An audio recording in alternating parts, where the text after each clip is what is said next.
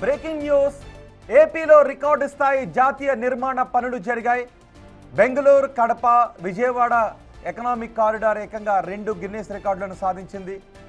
6వ తేదీ ఉదయం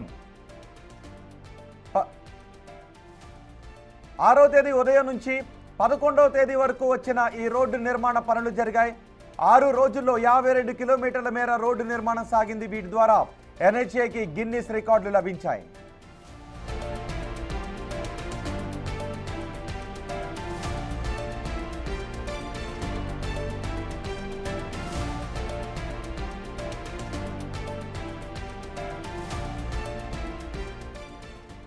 రోడ్డు నిర్మాణంలో భాగంగా 57,500 మెట్రిక్ టన్నుల కాంక్రీట్ను రికార్డు స్థాయిలో వేసింది కాంట్రాక్టర్ సంస్థ.